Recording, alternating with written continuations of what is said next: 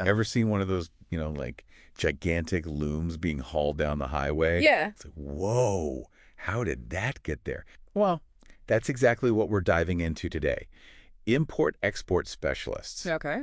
These are the folks who make sure those massive machines, especially in the textile world, get from point A to well, anywhere in the world, really. Right. So whether you're, thinking about a career shift or maybe you just like really big machines, buckle up because we're about to break down this whole import-export thing. It's funny. People hear textiles and they think like sewing needles and thread. Right, right. We're talking industrial scale stuff here. Huge looms, spinners, even robots that cut fabric. No kidding. High tech, high stakes. So to get these million-dollar machines where they need to be, you need someone who knows the ropes. That's where the import-export specialist comes in, right? Exactly. They're the bridge between, say, the factory in Italy making this stuff and, I don't know, a textile plant in South Carolina.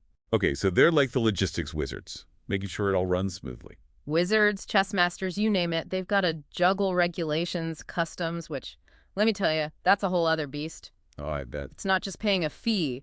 Inspections, paperwork, the works.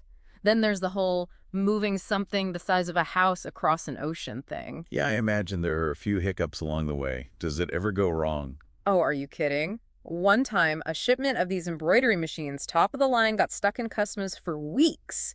Paperwork snafu, company lost millions. Oof, that's a tough one. So it's not just knowing the rules, it's like predicting the future almost. Exactly. You've got to be one step ahead, always. And that's where those key skills come in. Active listening, for one. You're talking to people from all over. Different languages, different cultures, different time zones, probably. Exactly. And then, of course, reading comprehension. Contracts, regulations, and that stuff's dense. And you better be able to write clearly, too. Because one wrong word could cost a fortune, right? You got it. And we're just scratching the surface. Critical thinking, being able to learn on the fly, and always keeping up with what's happening globally. Things change fast in this field. It does sound pretty fast-paced. So if someone's listening to this thinking, okay, this sounds kind of awesome. What do they need to do? What's the path to becoming an import-export specialist? Well, usually it starts with a bachelor's degree, something like international business, supply chain management, get a good foundation. The theory behind the practice. Yay. But then, to really stand out, certifications. Things like a certified international trade professional or certified customs specialist. Shows you're serious. You're keeping up with the industry. Exactly. And even if someone isn't, quitting their job tomorrow to ship textiles, these skills, they're pretty useful no matter what you do. Absolutely. Being able to explain complex stuff clearly, adapting to change, those are valuable everywhere. Okay, so we've established this isn't your average 9 to 5. But let's talk perks. What's the upside of, wrangling all those customs forms and shipping routes? Well, for one, think of the places you could go. The textile industry. Global. We're talking Milan, Mumbai, you name it. And not just any industry, we're talking cutting-edge tech. You could be working with companies making revolutionary new fabrics, robots that sew 1,000 stitches a minute. Okay, now that's a factory tour I can get behind. Yeah. But seriously, the travel aspect is huge. And not just for travel, for anyone who wants a global career, right? What about the financial side of things? Let's just say your grandma's sewing machine repair shop probably isn't pulling the same numbers. We're talking serious earning potential, especially as you gain experience. Think like 70,000 to well over 6 figures for seasoned specialists. Okay, that's not bad at all. But beyond the salary, there's something to be said for being at the forefront of a global industry like that. You're connecting with people from all walks of life, dealing with different cultures. Oh, absolutely. The cultural exposure is a major perk. And it's not just like reading about it in a book. You're building real relationships with people across borders. And that's got to be invaluable when you're negotiating, million-dollar deals for this machinery. You got it. Speaking of challenges, though, let's flip the script. Every job has its downsides. Yeah. What about this one? What are some things to, keep in mind before diving headfirst into the import-export world? Well, as you can imagine, it's not all, fancy business trips and high-tech gadgets. It's high pressure. You're constantly on deadline. And any little hiccup, paperwork, shipping, even the weather, right?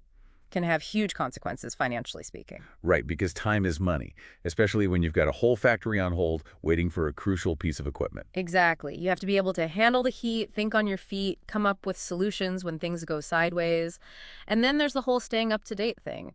Regulations change, new tech pops up, the whole global trade landscape is always shifting. So you're constantly learning. It's not a career where you just like learn it once and you're good to go. Exactly. And we haven't even touched on the travel, which, depending on your role and the companies you work with, can be a lot. Hmm. Overseeing shipments, trade shows, client meetings.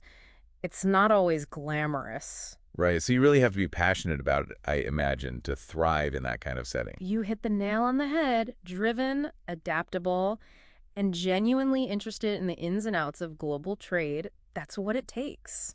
So let's say someone is ready to take the plunge. Yeah. What does that even look like career-wise? Especially in a niche area like textile machinery. You don't just graduate and start shipping industrial looms, right? Right. It's usually a climb. A common starting point is an import-export coordinator. Okay, so entry level. What are they doing day to day? Think of it as the foundation. Learning the ropes, handling documentation, getting familiar with all the software, customs procedures, like an apprenticeship, really. So organization, attention to detail, that's key at that stage. Absolutely. In fact, we came across a profile of an import-export coordinator. They actually started in a related field, international business, and had a certification in customs brokerage, which they said was huge. Customs brokerage, that's a whole other can of worms, isn't it? Exactly. And that's a perfect example of how specializing can give you an edge. The more you know about the specific rules for textile machinery, the more valuable you are. It's like being a lawyer, but then you specialize in like international trade law or something. Precisely. And as you gain experience as a coordinator, you might move on to bigger projects, maybe even take the lead on negotiating contracts with suppliers. You could even specialize in a region, Southeast Asia, South America, and become the expert for textile machinery there. So there's room to grow, to really carve out your niche. You can even say the more specialized you are, the more vital you become to those companies relying on this whole global supply chain. Exactly. Speaking of a changing landscape, though, we have to address the elephant in the room: automation. You know, the source material mentioned it's becoming a big deal in logistics. What do you think that means for this career path? Right, because whenever people hear automation, they think robots are taking over. Is that a valid fear here for aspiring import-export specialists? That's the million-dollar question, isn't it? But I like to think of it less as a threat and more as an evolution. Evolution, yeah, I like that. So not being replaced, but learning to work smarter alongside those robots. Exactly. Imagine instead of filling out customs forms by hand, you've got AI doing it for you in seconds.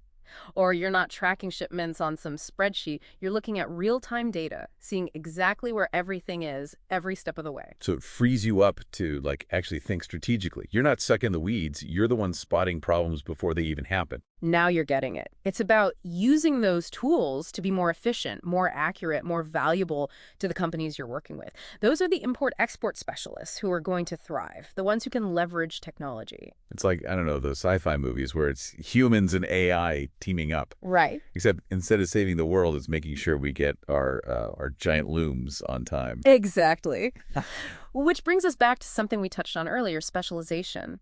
The more tech-driven this field gets, the more important it's going to be to have that deep knowledge of textile machinery. Because even the smartest AI doesn't know the ins and outs of a specific loom or the regulations for importing it into, I don't know, Brazil. Exactly. It's about being that expert, the one who gets both the big picture of global trade and the tiny details specific to this industry. This has been fascinating. I feel like we've covered so much ground, from the intensity of those tight deadlines to the future of the field with all this new technology, and it all comes back to this crucial role in the global textile industry. It really highlights how important it is to never stop learning, especially in a field that moves as quickly as this one. Absolutely. So for anyone listening who wants to keep digging, what should they do? Where do they go from here? Well, the material we looked at mentioned some related careers: customs and excise officer, shipping agent. It's a whole ecosystem, so branching out could be really insightful. So it's not just about one job title. It's understanding how it all fits together. Right. And for those specifically interested in textile machinery, I'd say dive into industry publications, organizations, maybe even reach out to companies directly.